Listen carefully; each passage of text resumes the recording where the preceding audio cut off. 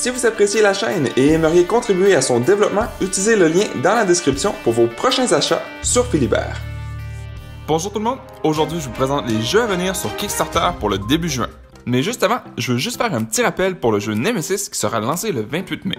Donc premièrement, le 1er juin, MrBee Games lancera une extension pour le jeu Helnica Leaders and Legends. Un jeu pour 1 à 7 joueurs et prend de 120 à 180 minutes. C'est une extension qui ajoute des chefs uniques permettant aux joueurs de modifier les caractéristiques de leur cité. Le 2 juin, Pencil First Games lancera Whatnot Cabinet. Un jeu pour 1 à 4 joueurs et prendra de 20 à 30 minutes. Tout le monde aime découvrir des petits objets précieux le long des plages, des sentiers et de la nature sauvage. Mais quelques-uns ont le don d'assembler ces objets trouvés dans une collection de curiosités.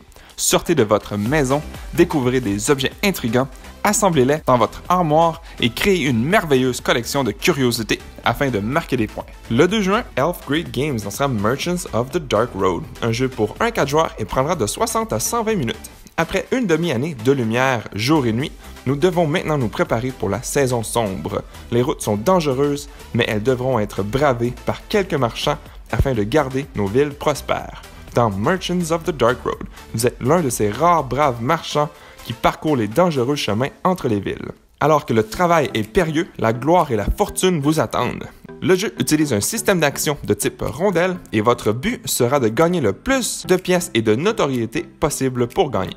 Le 2 juin, Inside Up Games lancera City Builder Ancient World, un jeu pour 1 à 4 joueurs et prendra de 30 à 60 minutes. C'est un jeu de placement de tuiles qui peut être joué en mode compétition, coopération ou solo. Les joueurs sont des magistrats envoyés dans une province nouvellement conquise pour construire des villes et aider à répandre l'influence romaine dans la région. En utilisant une bonne planification, ils doivent développer leur ville pour répondre aux demandes de nouveaux colons, ainsi que de construire des monuments imposants pour plaire à leur empereur. Le 2 juin, Kazudo Games lancera Salt and Sail, un jeu pour 2 à 4 joueurs et prendra de 60 à 90 minutes. C'est un jeu d'exploration et de découverte qui se déroule pendant le grand âge de la voile. Les joueurs incarnent un capitaine intrépide en quête de gloire et de fortune. En cours de route, vous embaucherez des officiers pour vous aider, achèterez de nouveaux navires et des outils uniques et vendrez des marchandises et des trésors pour financer vos expéditions. Le 2 juin, All Aboard Games lancera une petite extension pour le jeu 1822 The Railways of Great Britain, un jeu pour 3 à 7 joueurs et prendra de 300 à 420 minutes. Il ajoute 3 compagnies privées et 6 compagnies mineures. Le 2 juin, Analog Games lancera Latte Throwdown, un jeu pour 2 à 4 joueurs et prendra de 15 à 25 minutes. C'est un jeu de dés et de placement où vous êtes un barista dans une compétition de latte. Faites le meilleur café au lait pour la compétition.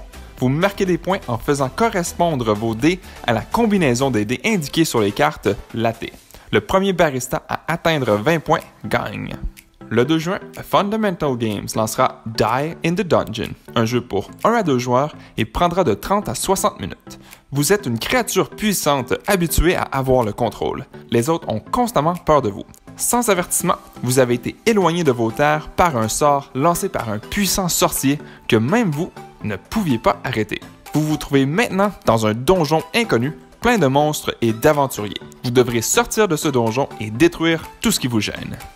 Le 9 juin, Rock Manor Games lancera le jeu de rôle Maximum Apocalypse de Role Playing Games, qui est basé sur le jeu de plateau Maximum Apocalypse. Le 9 juin, Weird City Games lancera Canopy, un jeu pour 2 joueurs et prendra environ 30 minutes. Canopy est un jeu dans lequel les joueurs s'affrontent pour cultiver la forêt tropicale la plus abondante. L'écosystème de la jungle est plein de symbiose et de mutualisme, et les joueurs doivent faire pousser de grands arbres et des plantes de la jungle pour attirer la faune la plus diversifiée. En sélectionnant soigneusement ce qui pousse dans votre forêt, vous pouvez créer l'équilibre idéal entre la flore et la faune et développer une forêt tropicale prospère. Le 9 juin, Runaway Parrot Game lancera une extension Rising Flames pour le jeu Fire Tower, un jeu pour 2 à 4 joueurs et prend environ de 15 à 30 minutes.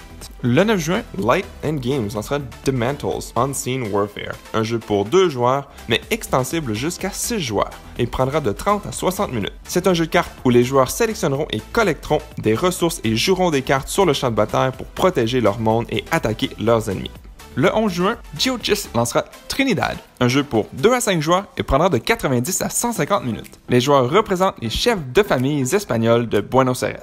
Le jeu se déroule en 1580 et couvre les 120 années suivantes, permettant aux joueurs de développer la ville comme ils le veulent. Ils peuvent promouvoir le commerce avec l'Espagne, promouvoir la construction des plus grands bâtiments de la ville, essayer de construire une armée ou essayer de collaborer avec l'Église. Le 12 juin, Arcus Games lancera Shelfie Stacker, un jeu pour 1 à 4 joueurs et prendra de 20 à 40 minutes. Dans Shelfie Stacker, les joueurs s'affrontent pour accumuler la collection de jeux de société la plus illustre, en remplissant soigneusement leurs étagères avec leurs achats les plus récents. Le jeu se déroule en 7 manches. Chaque tour, des groupes de 3 dés sont lancés au hasard et placés en pile. Ces dés représentent des groupes de jeux de société. Dans leurs mains, de 8 cartes actions, les joueurs doivent sélectionner une carte pour jouer face cachée. Ces cartes détermineront non seulement l'ordre du tour, mais fourniront également une capacité unique pour aider les joueurs à mieux empiler leurs étagères. Le 12 juin, Elroy lancera Core Clash, un jeu pour 2 à 4 joueurs et prendra de 60 à 120 minutes. C'est un jeu de stratégie de dés et d'escarmouches en équipe. Il y a des miniatures de robots détaillés dans chaque ensemble en plus de 3 types de dés sur mesure. Les joueurs utiliseront leurs dés pour activer leurs attaques. Il y a aussi des bâtiments en 3D. Le 14 juin, Subsurface Games lancera With a Smile and a Gun, un jeu pour 2 joueurs et prendra de 20 à 30 minutes. C'est un jeu d'intrigue où 2 chefs de gangs criminels se disputent la domination des entreprises souterraines d'une ville au cours d'une époque de prohibition.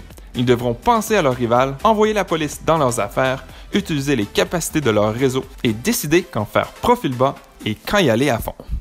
Et finalement, le 15 juin, Peterson Games lancera Dinosaur 1944, un jeu coopératif où vous incarnez des soldats américains dans la Seconde Guerre mondiale qui se sont retrouvés dans les profondeurs de la jungle et doivent maintenant retenir des vagues de dinosaures mortels qui essaient de faire qu'une bouchée de vous.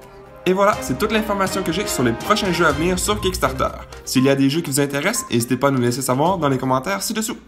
Merci à toutes les personnes qui ont regardé jusqu'au bout cette vidéo. Si cela vous a plu, n'hésitez pas à mettre un j'aime ou un commentaire sous la vidéo et de vous abonner pour ne rien manquer à l'avenir, car cela fait toujours plaisir pour le travail réalisé.